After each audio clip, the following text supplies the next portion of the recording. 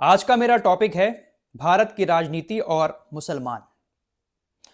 भारत की राजनीति में मुसलमानों का कितना बड़ा योगदान है, भारत की राजनीति में मुसलमान क्या कुछ कर सकते हैं, यह बात मुसलमान खुद भी नहीं जानते। मुसलमान कितना बड़ा एक्स फैक्टर हैं भारत के अंदर किसी भी चुनाव में, चाहे फिर वो ग्राम पंचायत का चुनाव हो, विधानसभा का चुनाव हो या फिर लोकसभा का चुनाव, मुसलमान हमेशा एक्स फैक्टर रहा है। लेकिन मुसलमानों को इस बात का एहसास ही नहीं है। हर चुनाव में बहुत सारी ऐसी सीट्स होती हैं जो अकेले मुस्लिम वोटर अपने दम पर जिता सकते हैं और किसी भी नेता को हरा सकते हैं, लेकिन मुसलमान बट जाते हैं। हर एक पार्टी बीजेपी को छोड़कर खुलकर मुसलमानों का वोट पाने की कोशिश करती है। हालांकि बीजेपी को भी ऐसा लगता है कि अगर मुस्लिम बीजेपी के साथ आ जाएं तो इन पार्टियों के पास कुछ बचेगा नहीं। लेकिन बीजेपी खुलकर मुसलमानों का वोट नहीं मांगती है, लेकिन दूसरी पार्टियां जो हैं वो खुलकर मुसलमानों का वोट मांगती भी हैं, और जो कुछ इनको सीटें मिलती हैं वो कहीं ना कहीं मुस्लिम वोटर्स के दम पर ही अब मिल रही हैं देश के अंदर। आज की मेरी ये वीडियो कुछ मुसलमानों को बहुत ज्यादा कड़वी लगने वाली है। कोई बात नहीं, बुरा लगे मानते रहना, लेकिन मेरा काम सच्चाई बताना है। ना मैं भैया जी की चाटुकारिता करता हूं, ना मैं मियां भाई के सपोर्ट में हूं। मेरा काम हर एक उस सच्चाई से आप लोगों को रूबरू कराना है जो सच्चाई शायद एक आम मुसलमान तक, आम इंसान तक नहीं पहुंच पाती। दोस्तों, असदुद्दीन ओवैसी को आप सभी लोग जानते हैं।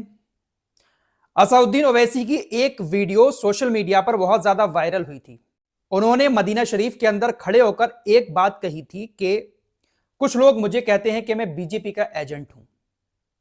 अगर मैं बीजेपी का एजेंट हूं तो मैं इस जगह पर, पाकीज़ा जगह पर खड़े होकर आज अल्लाह से यह बात कहता हूं कि अल्लाह, जो लोग मुझे बीजेपी का एजेंट कहते हैं, कयामत के दिन मैं उन लोगों का गिरीबान पकड़कर यह बात उनसे पूछूंगा कि आप ये जो मेरे ऊपर तोहमत लगा रहे हैं, मुझे बीजेपी की बी टीम या दलाल कह रहे हैं, यह बात कितनी सच है। कयामत के दिन मैं ऐसे लोगों से इस बात का सबूत मांगूंगा कि आपके पास क्या सबूत था कि मैं बीजेपी के लिए काम कर रहा हूं, बीजेपी की बी टीम हूं। असदुद्दीन ओवैसी खुलकर यह बात कहते हैं कि कोई साबित तो करके दिखाए कि मैं बीजेपी की बी टीम हूं।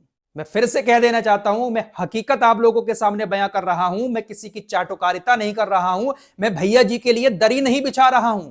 मुसलमानों, आज की हकीकत यह भी है कि देश के अंदर मुसलमानों को लेकर कोई भी मुद्दा उठता है, कोई भी कानून पास होता है जो लगता है मुसलमानों को कि हमारे खिलाफ है, तो सबसे पहली आवाज उठाने वाला कोई शख्स है तो वो असदुद्दीन ओवैसी है। असदुद्दीन ओवैसी की वजह से ही मुसलमानों को मालूम पड़ता है कि आज विधानसभा में या लोकसभा में कौन सा बिल पास हुआ है। हाल ही में कुछ ऐसे बिल आए जो मुसलमानों को लगा कि हमारे खिलाफ हैं, तो उन सारी चीजों की जानकारी मुसलमानों तक सबसे पहले किसने पहुंचाई? असदुद्दीन ओवैसी ने। कोई भी आपका नेता, चाहे भैया जी हो, चाहे जो आने वाले पीएम हैं देश के, जो अपने आप को बनना चाहते हैं, चाहे वो वाले भैया जी हो, कोई भी नेता हो मुसलमानों जिसके लिए आप दरी बिछाते हो, आप बताइएगा कि किसी भी नेता ने आपके लिए आवाज उठाई। आपके खिलाफ कोई फैसला लिया जा रहा है तो सबसे पहले आप तक जो बात पहुंचती है वो यही शख्स पहुंचाता है। बाकी आपके भैया जी हुए, आपकी बहन जी हुई, या जो भी हुए जिसके आप सपोर्टर हैं, सब खामोश रहते हैं। उन्हें तो बस आपका वोट पाना है। मैं फिर से कह देना चाहता हूं, आप उनको सपोर्ट करते हैं, करते रहिए। असदुद्दीन ओवैसी को वोट मत करिए। मैं नहीं कह रहा हूं कि आप उनको वोट करें, लेकिन मैं जो हकीकत है वो तो बयां करूंगा यार। कहां तक हम सिर्फ चमचे बने रहेंगे? कहां तक सिर्फ मुसलमान इस्तेमाल किया जाता रहेगा? कहां तक मुसलमान सिर्फ भैया जी और बहन जी जैसे लोगों को वोट देकर उनको अपना नेता बनाता रहेगा? आइए अब हकीकत की तरफ आते हैं। दोस्तों, असदुद्दीन ओवैसी बिहार के अंदर पहुंचे। गठबंधन जो हुआ था, बिहार के गठबंधन में उन्होंने शामिल होने का इरादा किया, लेकिन जो महागठबंधन के बड़े बड़े भैया जी बहन जी जैसे लोग हैं, उन्होंने उनको किनारे कर दिया। कहा नहीं भैया, हम आपको जगह नहीं देंगे। असदुद्दीन ओवैसी की पार्टी ने वहां पर अच्छा काम किया और मुस्लिम इलाकों में अच्छी खासी सीटें निकाल ली। फिर आरोप लगने लगे कि भाई इन्होंने बीजेपी को सपोर्ट कर दिया। अब बात आती है उत्तर प्रदेश की। वैसे अभी बीच में अभी बीएमसी का जो चुनाव हुआ है मुंबई के अंदर, वहां पर भी भाई साहब अच्छा प्रदर्शन किया है असदुद्दीन ओवैसी ने। वहां पर भी मुसलमान अब तक उद्धव ठाकरे की शिवसेना को वोट दिया करते थे, समाजवादी पार्टी को वोट दिया करते थे, लेकिन इस बार मुसलमानों ने इकट्ठा होकर 8 सीटों पर असदुद्दीन ओवैसी को जीत दिला दी। अब चुनाव आ रहा है 2027 का, विधानसभा का, उत्तर प्रदेश के अंदर। अब ऐसे में अभी जो हाल ही में चुनाव हुए हैं जिसमें असदुद्दीन ओवैसी को अच्छे रिजल्ट मिले हैं, उन रिजल्ट्स को देखते हुए उत्तर प्रदेश की राजनीति में भी हलचल मची हुई है। और यकीन के साथ कह सकता हूं, आज इस वीडियो को मेरी सेव कर लेना, उत्तर प्रदेश के अंदर असदुद्दीन ओवैसी को इस बार पिछले सभी चुनावों से डबल ट्रिपल सीट मिलने वाली है। यह आज की हकीकत है, क्योंकि मुसलमान इतना कंफ्यूज हो चुका है कि हम वोट दे किसे, कौन हमारे हक में आवाज उठाने वाला है। सबको एक बंदा नजर आ रहा है, असदुद्दीन ओवैसी। 2027 में उत्तर प्रदेश के अंदर विधानसभा चुनाव में भी ये जो महागठबंधन है, असदुद्दीन ओवैसी को अपने गठबंधन में जगह नहीं देगा। समाजवादी पार्टी के महासचिव शिवपाल सिंह यादव ने 2027 विधानसभा चुनाव को लेकर यह बात साफ कर दी है। उन्होंने कहा है कि गठबंधन की जो अटकलें लगाई जा रही हैं असदुद्दीन ओवैसी के साथ, ये सारी की सारी अटकलें हैं, बातें चल रही हैं सोशल मीडिया पर। हमें असदुद्दीन ओवैसी की जरूरत नहीं है। असदुद्दीन ओवैसी की पार्टी से गठबंधन की किसी तरह की कोई बात नहीं हुई है। हमें उनकी पार्टी की जरूरत नहीं है। अखिलेश यादव को उनकी जरूरत नहीं है। सोशल मीडिया पर ये जो गठबंधन की चर्चाएं चल रही हैं, सारी की सारी बेबुनियाद है। तो अब क्या कर सकते हैं असदुद्दीन ओवैसी?